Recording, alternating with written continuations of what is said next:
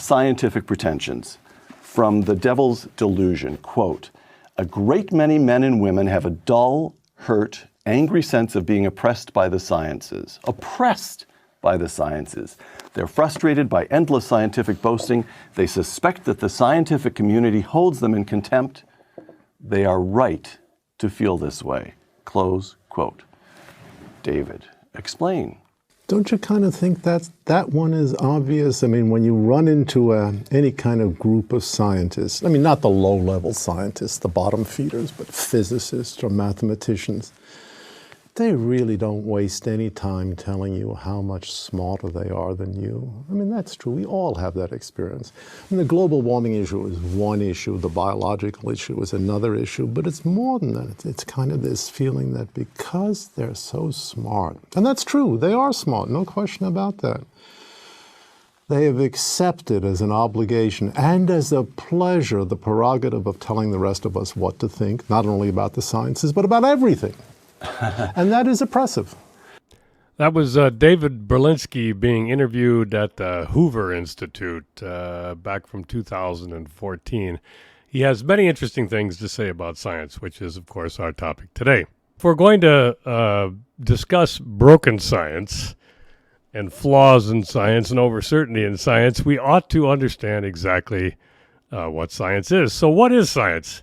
We're not going to answer that completely today, but we'll try to make some headway on that, and next week we'll finish answering the question. Now, if you're looking at YouTube or the blog, you'll see a picture of a frog holding a leaf as an umbrella. Now, is that frog? It's a very garish colored, neon fluorescent, whatever you want to say, colored frog. Is that frog science?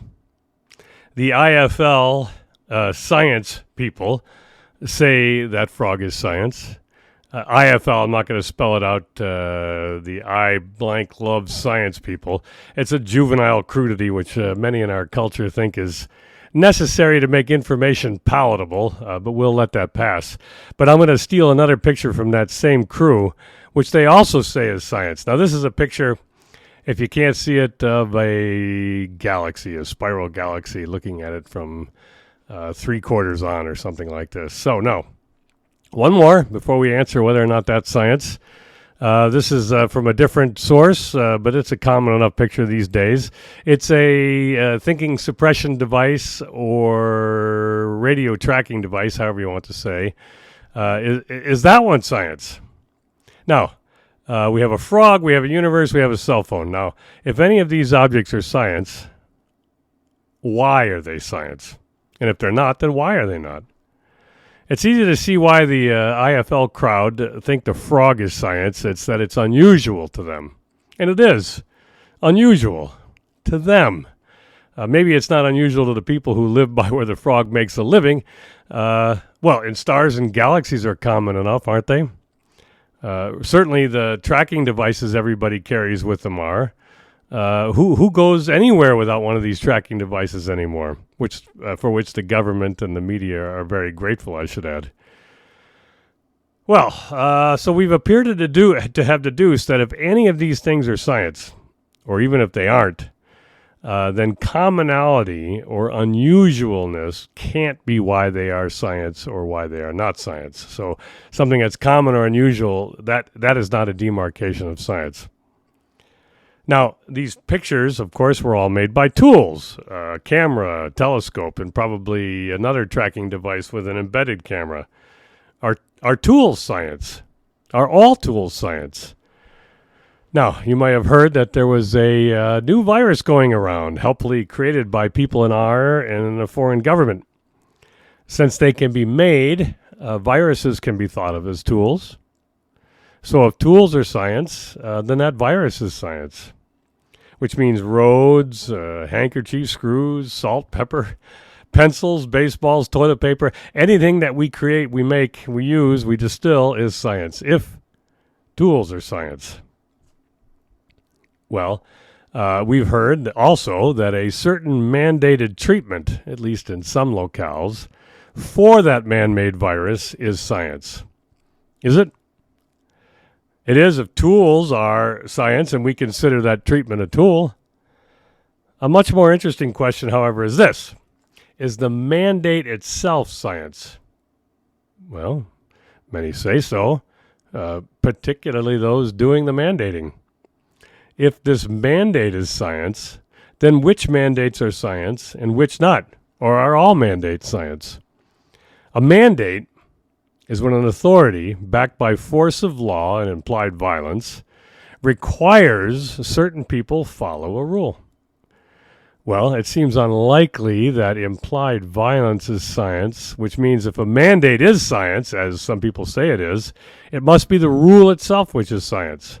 So again, are all rules science? Only some? If it's only some, which? How do we tell non-science rules from science rules?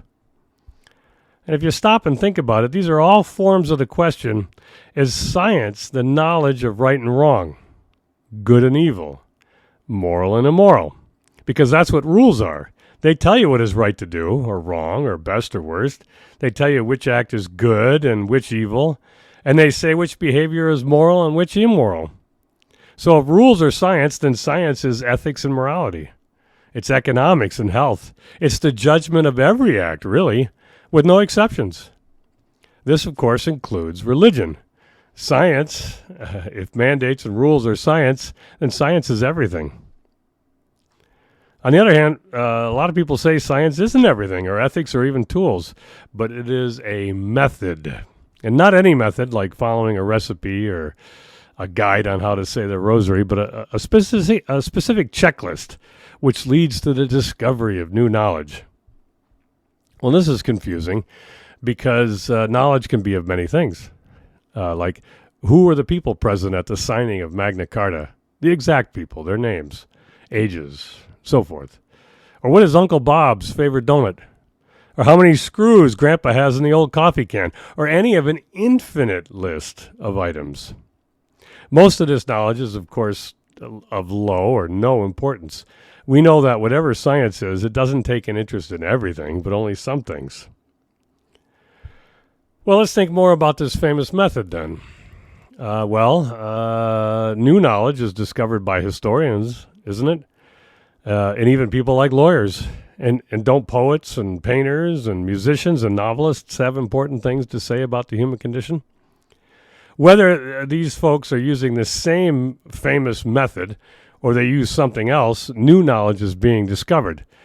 So this is odd then. Many claim that the method, and therefore science itself is science is the method, is self-correcting.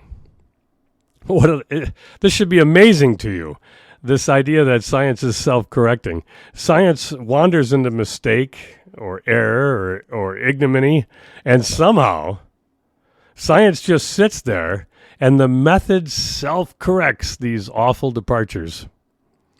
Maybe this is why celebrity science Neil deGrasse Tyson says, quote, "Science is true whether or not you believe in it," end quote.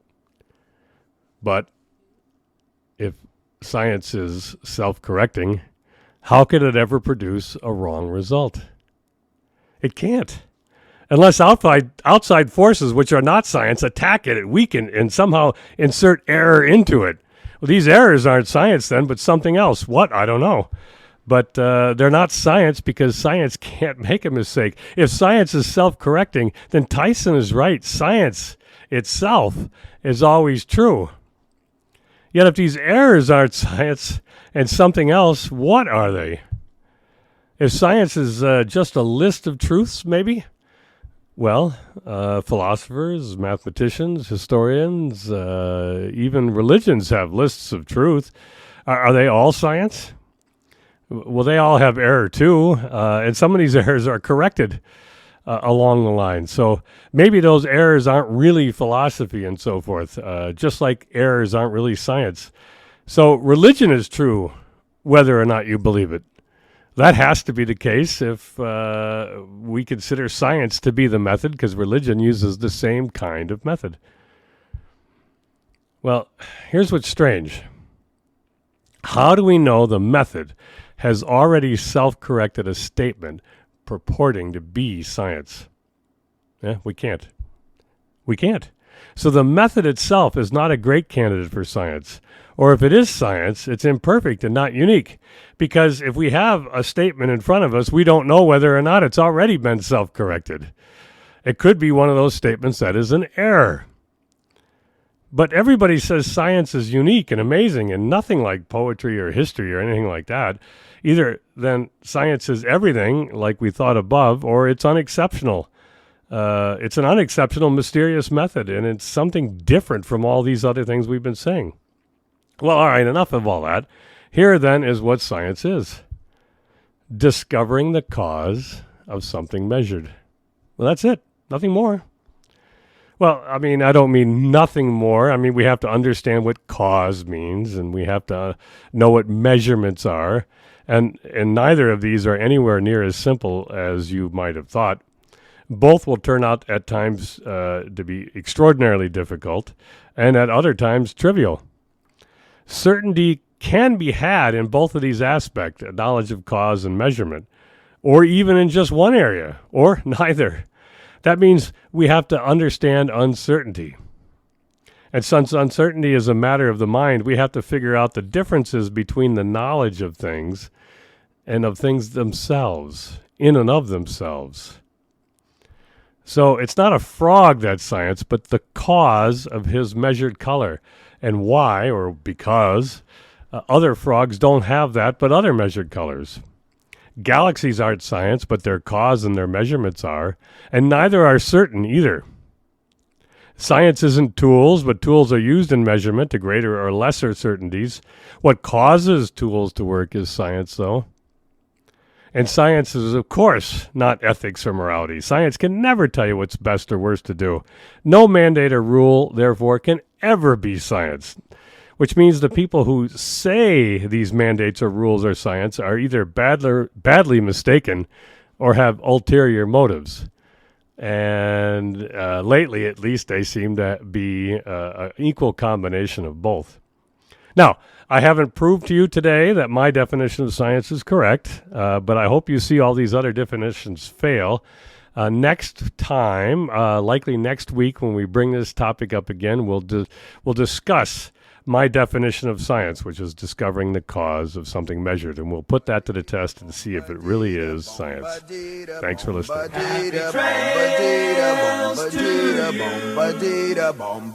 Until we meet again. Happy trails to you. Keep smiling until then. Who cares about the clouds when we're together? Just sing a song and think about sunny weather.